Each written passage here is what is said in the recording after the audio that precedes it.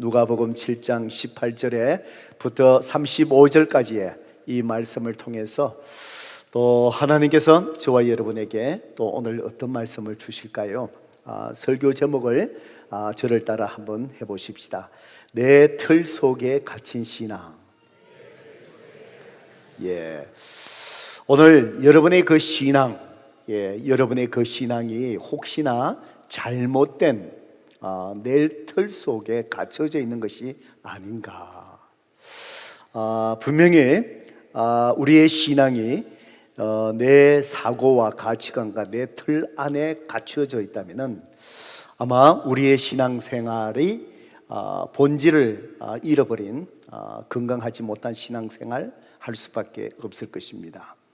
그래서 오늘 이 말씀을 같이 묵상하시면서 오늘 특별히 내 신앙이 어떤 것인가, 혹시나 내가 가두어 놓은 그 속에서 정말 내 신앙생활을 잘못하고 있는 내 모습이 아닌가, 오늘 주님께서 저와 여러분에게 각자에게 세밀하게 말씀하시는 주님의 음성을 함께 들을 수 있기를 주님의 이름으로 축복합니다. 오래전에 제 아내가 저를 정말 미워한 적이 있습니다. 제가 얼마나 미움을 당했으면 정말을 반복해서 표현을 하겠습니까? 얼마나 미워하는지 제 아내 눈앞에 나타날 수도 없습니다. 저를 보는 순간에 이 속에서 미움과 서러움이 막 폭발하는 거예요.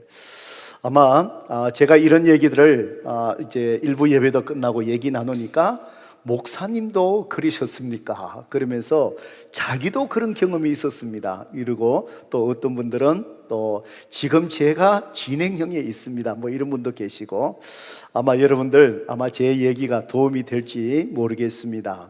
그런데 제가 아내인데 뭔가를 잘못해서 미움을 당하면은 제가 지은 죄가 있으니까 그러려니 하겠는데, 전혀 제가 아내에게 잘못한 것도 없는데, 그런데 나는 벌써 다 잊어버렸는데 20년 전의 일들 다 캐내갖고 하나하나 그 일들을 묵상하면서 이제 저를 볼 때마다 이제 미워하는 거예요.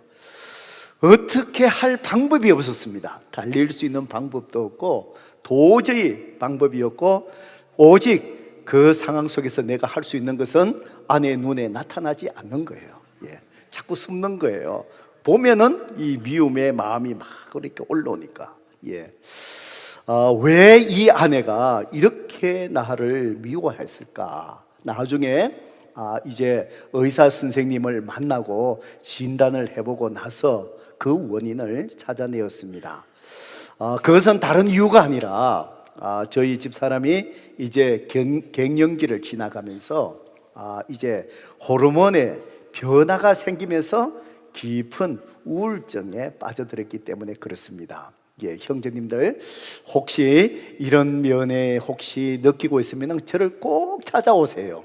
제가 경험한 해결의 방법을 제가 알려줄 테니까. 아내들, 남자도 갱년기를 지나가지만 특히 아내들에게 이제 나이가 들어가면서 그게 깊은 것 같아요. 그래서 아이들이 사춘기에 아이들이 참 힘들어 하듯이 보통 아내들이 갱년기를 지나가면서 다 겪는 것 같아요. 그래서 의사 선생님이 쭉 모든 것을 이렇게 진단을 해봅니다.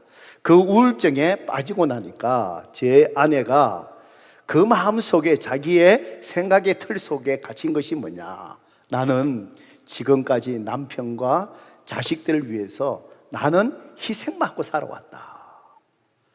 그러면서 자신을 돌아보니까 자기를 위해서 아무것도 한 것이 없고 나는 그저 희생만 하고, 나는 지금 현재 내 모습을 보니까 내가 너무 쓸모없는 사람같이 돼버린 거예요. 그러니까 자기 자신을 보니까 너무 초라한 모습, 자기는 희생만 하다가 자기의 삶을 살아가지 못했던 그 모습들이 막 원망스럽고 슬픈데 그 화살이 누구인데 오는 거예요. 이게 남편인데 오는 거예요. 저 인간 때문에 막 이렇게 나오는 것이죠. 그래서 여기에서 헤어나지를 못하는 거예요. 의사 선생님을 만나고 보니까 저희 집 사람이 갑상선, 저하증, 그걸로 인해서 이제 호르몬의 변화가 막 오니까 깊은 우울증 늪에 들어간 거예요. 약을 진단받고 그 약을 먹고 치료하면서 이제 그 깊은 우울증의 틀 안에서 이제 벗어나게 된 것인 거예요. 예, 참 짧은 시간이었지만 제 아내도 힘들었지만 그 곁에서 정말 미움의 대상이 되었던, 제가 무슨 죄를 지었기에 같이 받은 사람 죄밖에 없는데 저도 힘들었고, 예, 그 생각의 그 틀이라는 것이 참 무섭다는 것을 저는 한번 경험해 본 적이 있습니다. 우리의 신앙생활도 성도 여러분, 이와 비슷한 것이 있다라고 생각합니다. 잘못된 내 신앙의 틀, 생각들, 가치관들, 그 틀 속에 갇혀 있으면은 본질에 벗어난 신앙생활을 하다 보면은 믿음에 대한 회의에 빠질 수 있을 뿐만 아니라 때로는 심해지면은 하나님조차 우리가 미워하게 된 상하게 이르는 경우가 있다라는 사실입니다.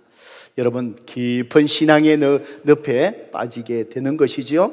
그러므로 저와 여러분의 신앙생활을 쭉 해나가면서 내 자신의 잘못된 틀 속에 우리의 신앙이 갇히지 아니하도록 우리는 깨어서 경계해야 됩니다. 오늘 이 본문의 이 말씀은 예수님께서 이런 점을 우리에게 가르쳐 주시고 말씀해 주시는 것 같습니다. 성도 여러분, 여러분은 혹시나 스스로 만들고 있는 잘못된 신앙의 틀에 혹시 갇혀져 있지 않습니까? 그 신앙의 잘못된 틀, 그것이 무엇일까요? 또 그렇다면은 그 잘못된 틀 안에서 제 아내가 약을 처방받고 그 틀에서 벗어나는 것처럼 우리는 잘못된 신앙의 틀 안에서 어떻게 벗어날 수 있을까요? 저는 오늘 이 전체의 말씀을 쭉 묵상하면서 하나님께서, 주님께서 저에게 두 가지를 우리에게 깨닫게 해 주십니다. 첫 번째로 우리가 벗어나야 될 잘못된 신앙의 틀은 바로 무엇이냐? 18절에서 23절의 말씀을 통해서 주님 말씀하시기를, 우리 자신의 기대, 내가 바라고 원하는 것, 이것으로 모든 예수님을, 하나님을 다 이해하려고 하는 잘못된 신앙의 틀, 여기에서 주님은 벗어나야 된다라고 우리에게 말씀합니다. 성도 여러분, 우리는 하나님에 대해서 우리가 바라는 것이 있습니다. 소원하는 것이 있습니다. 우리의 기대가 있겠죠? 그래서 하나님 앞에 내가 바라는 기대가 무엇이냐에 따라서 우리는 하나님에 대한 이해가 달라지는 것 같습니다. 만약에 어떤 분이 깊은 병에 지금 빠져 있어서 낫기를 원한다면 그분은 자기가 병을 낫기를 원하는 기대감 속에서 하나님을 어떻게 이해할까요? 아마 치유하시는 하나님을 기대할 겁니다. 만약에 하나님이 치유해 주셨다면 아마 치유의 하나님이라고 하나님을 찬양할 거예요. 그렇지만 자기의 기대가 무너지고 그 병을 치유해 주시지 아니하신다면 어떨까요? 하나님에 대한 깊은 회의에 빠질 수도 있겠지요. 믿음을 잃어버릴 수도 있겠지요. 어떤 사람은 자기의 비즈니스가 잘 되기를 바라는 자기의 기대감 속에서 하나님을 이해하려고 하는 사람이 있을 겁니다. 그 사람은 자기가 비즈니스가 잘 되어야 된다는 기대감이 있으니까 하나님을 어떻게 이해할까요? 복 주시는 하나님. 만약에 하나님께서 그럼에도 불구하고 만약에 그 기업을 잘 되게 도와주시지 아니하셨다면 그 사람은 어떻게 될까요? 하나님에 대한 회의에 빠질지도 모르겠습니다. 성도 여러분, 우리의 기대 속에서 하나님을 또 이해해야 되고 또 이해하겠지만, 그렇지만 우리의 기대 속에서 하나님을 이해하려고 한다면, 이 신앙의 틀에 갇혀 있다면 우리는 하나님에 대해서 잘못된 하나님을 우리가 이해하게 되는 변질된 신앙으로 발전해 줄 수 있는 위험이 있다라는 사실입니다. 오늘 우리 본문의 말씀에 보면은 이것을 경험한 한 사람이 나오는데 그분이 누구냐? 바로 침례 요한입니다. 자, 오늘 본문의 18절 19절의 말씀을 같이 한번 읽어볼까요? 읽어봅니다. 시작. 요한의 제자들이 이 모든 일을 그에게 알리니 요한이 그 제자 중 둘을 불러 주께 보내어 이르되 오실 그이가 당신이 오니까 우리가 다른 일을 기다리오니까 하라 하매. 자, 여러분, 침례 요한이 지금 어디에 있느냐면은 옥에 갇혀져 있습니다. 여러분, 침례 요한이 왜 옥에 갇혔습니까? 그 당시에 헤롯 왕이 자기 동생의 부인이 탐이 나서 그것을 강제적으로 가로채 버렸습니다. 오늘날에도 이런 일이 일어날 수 없는 일이잖아요. 그래서 사람들이 헤롯 왕이 이렇게 악한 일을 보고도 아무도 헤롯 왕 앞에서, 권력 앞에서 아무 말을 못하는 거예요. 그때 침례 요한이 헤롯 왕 면전에서 이 잘못된 범죄를 저지르는 것을 헤롯 왕에게 질책을 한 거예요. 그래서 왕에게 미움을 받아서 침례 요한이 이제 옥에 갇혔습니다. 옥에 갇혀 있는데 침례 요한의 제자들이 이제 예수님께서 행하신 일들을 요한의 제자들이 이 모든 일을 그에게 알리니 옥에 있는 침례 요한에게 알려줍니다. 예수님께서 지금 하시고 있는 이 모든 일이 바로 뭘까요? 바로 지난 주일날 우리가 묵상한 것처럼 이 본문의 그 앞부분에 보면은 어떤 일이 일어날까요? 가깝게는 백부장의 하인을 예수님이 고쳐주셨어요. 나인성의 그 홀로 외롭게 살아가는 가부의 아들이 죽어서 장래 형렬이 슬픔 속에 가다가 주님과 마주치고 주님이 그것을 보고 너무너무 그 여인을 불쌍히 여기셔서 어떻게 하셨습니까? 죽었던 그 아들을 주님이 살려주신 거예요. 등등 이런 일들을 이제 옥에 갇혀있는 침례 요한에게 가서 이제 그대로 알려주는 거예요. 그때 요한이 제자 중에서 둘을 불러서 예수님에게 메신저로 보내면서 한번 가서 예수님께 물어보라 그러는 거예요. 뭘 물어보라 그러죠? 오실 그이가 당신이 오니까. 이 얘기는 바로 뭘까요? 당신이 정말 구약에 예언된 오실 메시아이십니까? 진짜 구세주이십니까? 아니, 우리가 다른 사람 아니시라면은 다른 그 메시아를 우리가 기다려야 됩니까? 당신이 정말 구세주이십니까? 지금 감옥 속에서 이 침례 요한이 깊은 예수님의 정체성에 대한 이 의심의 늪에 지금 빠진 거예요.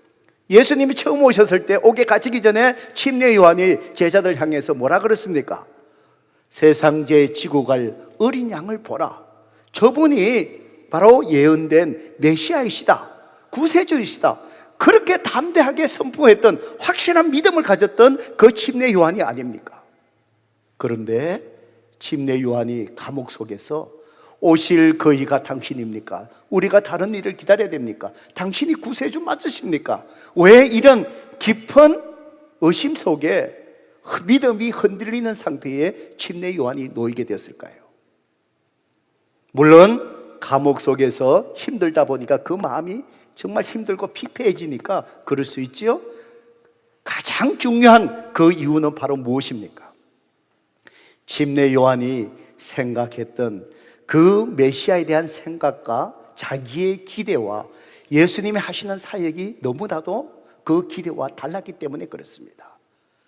여러분, 침례 요한이 예수님은 메시아라고 자기가 믿으면서도 자기가 기대했던 그 메시아의 그 모습은 무엇이었겠어요? 예수님의 사역을 준비하면서 사람들에게 그가 선포했던 메시지를 보면은 그가 무엇을 기대했는지 우리가 잘 알 수 있습니다. 누가복음 3장 7절에서 9절을 보면은 그때 그 당시에 사람들을 향하여 침례 요한이 이렇게 선포합니다. 이 독사의 자식들아, 누가 너희에게 일러 장차 올 진노를 피하라 하느냐? 그러므로 회개에 합당한 열매를 먹고 속으로 아브라함이 우리 조상이라 말하지 마라. 내가 너희에게 이르노니 하나님이 능히 이 돌로도 아브라함의 자손이 되게 하시리라. 이미 도끼가 나무 뿌리에 놓였으니 좋은 열매 맺지 아니하는 나무마다 찍어 불에 던지오리라. 무서운 경고의 심판의 메시지죠. 그러니까 이 침례 요한이 생각했던 메시아가 오셔서 하실 일은, 그가 생각했던 기대는 바로 무엇입니까? 그 당시에 모든 은수의 권세들, 불의의 세력에서 심판해 주실 메시아를 기대하신 거예요. 그 당시에 백성들이 로마 지배 밑에서 어려움을 겪고 있었어요. 집례요한은 생각했습니다. 메시아가 오시면은 그 하나님의 나라를 이제 시작될 텐데, 이 세상에 이 나라들이 다 로마 정부를 무너뜨리고 그렇게 하실 그 메시아 생각이 하셨어요. 자기가 불의를 행하는 헤롯 왕에 대해서 질책하면서 지금 감옥에 있는데, 그가 기대했던 메시아는 뭘까요? 지금 이렇게 도끼가 나무에 지금 이렇게 된 것처럼, 열매 맺지 않은 나무를 찍어서 불에 넣는 것처럼 메시아로 오셨다면 이렇게 심판하셔서 자기를 옥에서부터 이렇게 벗어나게끔 해 주셔야 될 그분이신데, 자기 제자들을 통해서 예수님이 하시는 사역을 들어보니까 죽은 자를 살리시고 안전뱅이를 걷게 하시고 병든 자 고쳐주시고, 자꾸 이런 것만 사랑을 베푸시는 이것만 자꾸 하고 계신다는 것이지요. 심판하실 그 부분들은 지금 안 하고 계신다는 것이죠. 자기가 생각했던 그 기대 속에서 예수님을 이해하려고 하니까 어때요? 흔들리기 시작한 거예요. 의심이 들기 시작한 거예요. 이렇게 질문하는 이 집례 요한의 제자들에게 예수님께서 어떻게 반응하셨습니까? 여러분, 성경책 21절 한번 볼까요? 21절 보십시다. 21절에 보면은 마침 그때에 바로 집례 요한의 제자들이 찾아와서 주님 앞에 물을 때에 예수께서 질병과 고통과 및 악기 들린 자를 많이 고치시며 또 많은 맹인을 보게 하신지라. 자, 22절 함께 읽어볼까요? 읽습니다. 시작. 예수께서 대답하여 이르시되 너희가 가서 보고 들은 것을 요한에게 알리되 맹인이 보며 못 걷는 사람이 걸으며 나병 환자가 깨끗함을 받으며 기먹은 사람이 들으며 죽은 자가 살아나며 가난한 자에게 복음이 전파된다 하라. 여러분, 예수님이 말씀하시는 이 말씀은 바로 예수님이 오시기 전에 약 650년 전에 오실 메시아에 대해서 예언했던 이사야 선지자가 예언했던 그 말씀을 말씀하시는 거예요. 지금 오실 그이가 당신이십니까? 자기와 자기의 기대에 다른 메시아를 통해서 자기에게 깊은 믿음의 회의가 흔들리는 집례 요한을 예수님이 말씀하신 것은 바로 뭘까요? 이사야 선지자가 말씀하셨던 그 예언의 말씀대로 주님이 병든 자를 고치고 있는 그 모습을 그대로 이야기하라. 뭘까요? 주님을 이해하는 것은 내 기대감 속에서 주님을 이해하는 것이 아니라 주님을 이해하는 것은 무엇으로 주님을 이해해야 된다고요? 하나님의 말씀으로 주님을 이해해야 된다. 지금 이걸 주님께서 말씀하시는 거예요. 누가복음 7장 23절 또 읽어볼까요? 주님이 결론적으로 뭐라고 말씀하십니까? 시작. 누구든지 나로 말미암아 실족하지 아니하는 자는 복이 있도다 하라. 어떤 자가 복이 있다고요? 누구든지 나로 말미암아 뭐 하지 않는 자, 실족하지 않는 자. 이 말은 바로 무엇일까요?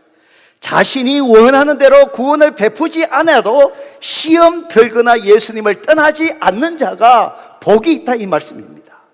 성도 여러분, 예수님 때문에 자기의 소원이 이루어지는 자가 복이 있는 것이 아니라 예수님께서 내 생각대로 내 기도대로 응답해 주시지 아니하시더라도 계속해서 말씀 안에서 그 주님을 따르는 자, 주님 앞에 끝까지 믿음에 붙어있는 자, 그 자가 주님은 복이 있다는 것이지요. 성도 여러분, 오늘 여러분의 기대 속에서 그것이 응답되지 아니하더라도 결코 주님을 의심하지 않는 자가 되기를 주님의 이름으로 축복합니다. 내 환경 속에 내 요구대로 이루어지지 않는다 할지라도, 내 기도에 응답이 되지 않는다 할지라도, 내 환경이 여전히 힘들고 어려움이 있다 할지라도 내 기대와 환경 속에서 주님을 이해하는 것이 아니라 말씀 속에 우리에게 계시된 그 말씀을 통해서 오직 우리의 구세주, 주인 되시고 우리의 삶을 다스리시는 그 주님을 믿음으로 붙드는 자, 그 자가 복이 있다. 복된 성도님 되기를 주님의 이름으로 축복합니다. 저는 이 말씀을 쭉 묵상하다가 몇 주 전에 제가 경험했던 그 일을 주님이 기억나게 해 주셨습니다. 3월 둘째 주에 제 아내와 제가 보스턴에 또 다녀왔습니다. 그곳에 작년에 결혼한 제 딸이 사위하고 신혼 살림을 이제 살고 있어서 그때 갔습니다.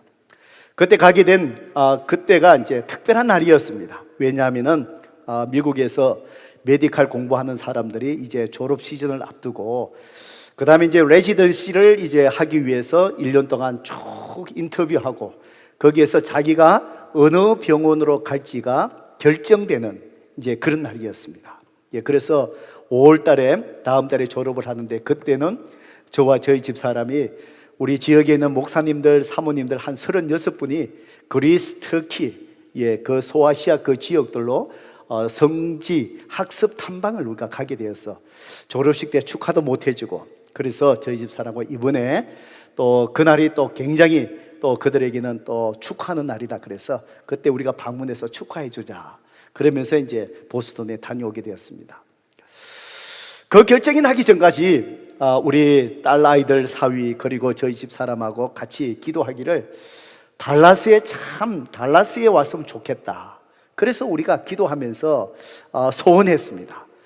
다른 것보다도 우리 딸아이가 오랫동안 대학 나갈 때부터 집을 떨어져서 또 동부로 서부로 있다 보니까 예, 그래서 부모 곁에 오고 싶고 또 앞으로 자기 커리어를 통해서 이제 자기 홈타운에서 뭔가 새로운 한 스텝을 더 나가고 싶고 그래서 이 달라스로 오고 싶어 한 거예요. 예. 그래서 함께 기도했습니다. 하나님 꼭 이래 결정되기 전에 결정될 때에 이 달라스로 오고 싶어 하니까 하나님 보내주세요. 달라스로 오게 해주세요. 그래서 이제 그날 발표하는 날 그때 이제 그 학생들이 다 봉투 하나 들고 이제 그때 자기들이 어디로 갈지가 이제 결정되는 거예요. 아는 거예요. 그래서 올라오는데 예, 그게 이제 병원 건물이니까 이제 좁으니까 그 위층에서 그걸 받아갖고 이제 가족들은 밑에 기다리고 있는데 거기에 딱 테이블 앉았는데 그걸로 갖고 오는데 보니까 저희 사위 얼굴이 기쁘질 않는 거고 이게 달라스가 아니구나. 그래서 이제 순간적으로 느끼고 이 섭섭하잖아요. 그죠? 이 달라스 왔으면 얼마나 좋은데 예. 그래서 안 된 거예요. 근데 보니까 어디 되느냐 이제 펴보니까 이제 달라스가 안 되면은 그 다음에 자기가 원하는 장소가 필라델피아에 있는 그 타머스 제퍼슨이라는 병원이었어요. 그 병원도 좋은 병원이에요. 그래서 달라스가 안 되면 자기가 그쪽으로 가겠다라고 그 다음 순위를 넣는데 그 병원이 된 거예요. 필라델피아로 된 거예요. 우리 박종호 목사님 계시는 곳이지요? 예, 그걸로 된 거예요. 그래서 그쪽도 자기가 원하는 그 다음으로 원하는 것이 됐는데 제 마음이 섭섭한 거예요. 섭섭한 게 제 마음이 누구인데 섭섭할까요? 누구인데 섭섭할까요? 하나님께 섭섭한 거예요. 순간적으로 하나님, 제가 목사 아닙니까? 하나님, 주님을 위해서 내가 이렇게 제가 희생하지 않습니까? 이 소원 하나 못 들어주십니까? 막 섭섭해지는 거예요. 그런데 이 아이들인데 지금 당사자도 섭섭하잖아요. 근데 내가 보니까 우리 사이는 별로 섭섭할 일이 없어요. 왜? 필라델피아가 자기 그 집하고 가까워요. 예, 그러니까 이 처가 쪽에 올라가다가 친가 쪽으로 가는 거예요. 예. 근데 제 마음이 섭섭한데 그래도 섭섭하잖아요. 그래서 제가 거기서 섭섭하다 표현을 어떻게 해요? 제가 얘기했죠. 예. 존, 너무 섭섭해하지 마라. 저는 섭섭하면서 섭섭해하지 마라. 예. 하나님의 인도하심은 항상 옳다. 제 마음은 아닌데. 그렇게 얘기해야 되잖아요. 예. 그러니까 우리가 이쪽으로 보냈지만 하나님이 거기서 뭔가를 또 하실 훈련받을 계획이 있을 거야. 예. 그러면서 또 속에 또 그런 얘기 하지요. 아마 처음부터 우리하고 너무 가까이 있는 게 하나님이 좀 떨어뜨리면서 정들게 하시려고 그런 것 같다. 하나님의 인도하시면 오르니까 걱정하지 말고 섭섭해하지 말고 하나님 보내신 데 감사하고 그렇게 해라. 그런데 여전히 제 마음은 섭섭한 거예요. 왜요? 내 기대에 따라서, 내 기대에 따라서 하나님을 이해하려고 하니까, 내 기대가 채워지지 않으니까 하나님에 대해서 섭섭한 거예요. 거기에서 조금 더 나아가면 어떨까요? 하나님이 정말 내 기도에 들어주시는 분이신가? 정말 하나님이 계실까? 침례 요한이 지금 감옥에서 제자들 보내서 오실 거기가 당신입니까? 안 그러면 또 다른 분을 기다려야 됩니까? 깊은 회의에 빠진 이유가 바로 뭐예요? 자기 기대에 따라 메시아의 사역이 이루어지지 않는 것 같으니까. 성도 여러분, 그렇습니다. 우리는 이 잘못된 신앙의 틀, 내 기대 속에서 주님을 이해하려는 잘못된 이 신앙의 틀에서 저와 여러분이 벗어날 수 있기를 바랍니다. 여러분, 내 기대에 채워지지 않는 그 속에서 실망하고, 기대가 채워지면 그 하나님을 찬양하고, 우리의 신앙생활은 바람에 날리는 갈대처럼 우리는 흔들릴 수밖에 없을 것입니다. 바로 우리의 기대가 채워지지 않더라도 바로 십자가의 그 사랑, 우리가 의심하지 아니하고 성경 속에 계시된 우리 주님, 그 주님 끝까지 믿음으로 붙들며 내 환경이 변하든 변하지 않든 신실하신 주님만을 의지할 수 있는 저와 여러분 되기를 주님의 이름으로 축복합니다. 그 자가 예수님은 복되도다라고 말씀하셨습니다. 두 번째로 우리가 벗어나야 할 잘못된 신앙의 틀은 무엇일까요? 24절에서 35절까지의 말씀을 통해서 주님이 말씀하십니다. 겉모습으로, 외모로, 겉모습으로 우리가 사람들을 판단하려고 하는 신앙의 틀, 이걸 깨뜨려야 된다. 주님은 그렇게 말씀하시는 것 같습니다. 성도 여러분, 우리가 주님 앞에서 괜찮은 그리스도인, 바로 괜찮은 그리스도인이 되기 위해서 얼마나 겉모습에 우리의 신앙생활, 거기에 초점 맞추십니까? 주님은 그것을 깨뜨려야 된다고 말씀합니다. 누가복음 7장 24절의 말씀 우리 함께 읽습니다. 시작. 요한이 보낸 자가 떠난 후에 예수께서 무리에게 요한에 대하여 말씀하시되 너희가 무엇을 보려고 광야에 나갔더냐? 바람에 흔들리는 갈대냐? 자, 요한의 제자를 돌려보내고 난 다음에 이제 예수님은 고개를 돌려서 누구를 향하여 말씀하십니까? 무리에게 이야기합니다. 그 많은 무리들, 예수님과 요한의 제자들이 대화 나누는 모든 것을 그 무리들이 다 보았고 들었습니다. 고개를 돌려서 무리들을 향하여 이제 말씀하시기를 요한에 대해서 이제 묻는 것이지요. 너희가 무엇을 보려고 광야에 나갔더냐? 광야에서 침례 요한이 생활했잖아요. 메시지를 전했잖아요. 너희들이 바람에 흔들리는 갈대를 보려고 갔느냐? 아니지요. 자, 여러분 성경을 계속 보세요. 25절에 주님이 말씀하십니다. 그러면은 너희가 무엇을 보려고 나갔더냐? 부드러운 옷을 입은 사람이냐? 보라, 화려한 옷을 입고 사치하게 지내는 자는 왕궁에 있느니라. 그 화롭게 사는 사람을 보려고 광야에 나가지 않았지요. 26절, 그러면 너희가 무엇을 보려고 나갔더냐? 선진자냐? 그렇지요. 옳다.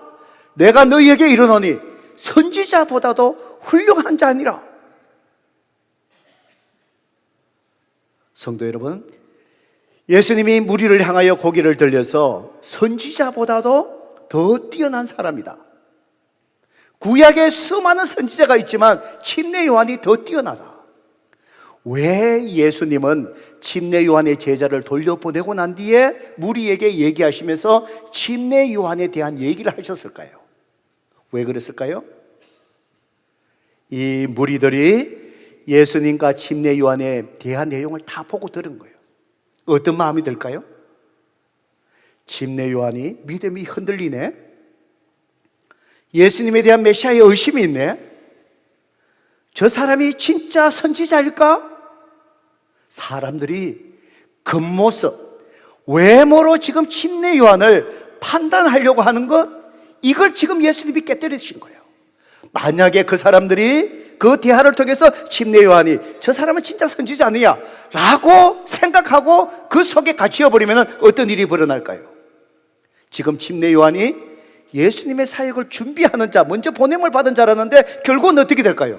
무리들이 예수님도 메시아가 아닐 줄 몰라, 이 겉모습으로 모든 걸 판단하고 이 틀을 주님이 깨뜨리신 거예요. 그러면서 무엇을 보려고 강연에 나갔더냐? 선지자냐? 옳다. 침례 요한이 구약에 나오는 선지자들 많이 있지만 그 중에서도 최고 큰 으뜸이 되는 선지자다. 왜요? 27절 같이 읽어볼까요? 읽어봅니다. 시작. 기록된 바 보라, 내가 내 사자를 내 앞에 보내노니 그가 내 앞에서 내 길을 준비하리라 한 것이 이 사람에 대한 말씀이라. 왜 다른 선지보다 뛰어난 선지자냐? 침례 요한이 직접 새롭게 도래할 하나님 나라 메시아를, 예수 그리스도를 직접 그 사역을 준비한 자이기 때문에 그렇다는 거예요. 자, 그 다음에 28절, 이게 핵심이지요? 같이 한번 읽어보십시다. 시작. 내가 너희에게 말하노니 여자가 낳은 자 중에 요한보다 큰 자가 없도다. 그러나 하나님 나라에서는 극히 작은 자라도 그보다 크니라. 자, 여러분, 여자가 낳은 자 중에 요한보다 큰 자가 없다라고 말씀하시고, 그러면서 하나님 나라에서 극히 작은 자, 누구를 얘기하지요? 예수 그리스도를 구세주와 주인으로 영접한 저와 여러분을 얘기하는 거예요. 이 시작된 하나님 나라에서 구원받은 백성, 하나님 나라의 시민 저와 여러분, 아무리 작은 자라도 그 사람은 여자 중에 낳은 자 중에 가장 큰 자인 침례 요한보다도 어떻다고요? 더 크다고 주님 말씀하시는 거예요. 성도 여러분, 무엇을 얘기하시는 겁니까? 오늘 하나님 앞에서 우리의 모습이 정말 큰 자냐, 위대한 자냐, 그것은 우리가 눈에 보이는 그 모습이 아니라는 것이지요. 주님이 말씀하신, 왜 침례 요한이 선지자 중에 어떠이냐? 주님과의 관계성 때문에 그런 것이지요. 직접 주의 사역을, 주님을 보면서 사역을 준비했기 때문에 그렇지요. 왜 구원받은 저와 여러분이 바로 왜 이 침례 요한보다도 더 나은 자라고 주님이 말씀할까요? 우리의 겉모습이 아니지요. 누구 때문에? 예수님 때문에. 성도 여러분, 그렇기 때문에 정말 우리를 위대하게 만드는 것은 우리의 소유도 아니요, 인격과 능력도 아니요, 그것은 오직 우리 주 예수 그리스도와의 관계 속에 있다는 사실입니다. 성도 여러분, 날마다 기도와 말씀 속에서 이 부활절을 앞두고 고난주간을 맞이하면서 성도 여러분, 말씀과 기도로 다 주님 앞에 깊은 친밀한 관계를 나아갈 수 있기를 바랍니다. 외모적인 그 모든 우리의 헌신과 행위, 그것은 주님과의 친밀한 관계 속에서 결과적으로 열매로 나오는 모습이어야 되지, 주님과의 관계를 떠난 상태에서 내 의지로 행하는 모든 희생과 수고가 아무 소용이 없다는 것이지요. 우리를 하나님 앞에서 정말 위대하게 하는 것은 다른 어떤 것이 아니라 예수 그리스도, 그분과의 친밀한 관계 속에서 그분의 말씀 속에 따라 쫓아가는 그 삶, 그것이 예수님을 통해서 우리의 삶을 위대하게 만들어 주시는 줄로 믿습니다. 우리는 사람들을 생각하며 내 자신을 볼 때 내 겉모습으로 나를 평가하는 이 생각의 틀, 잘못된 신앙이 들어서 벗어나야 한다는 말씀입니다.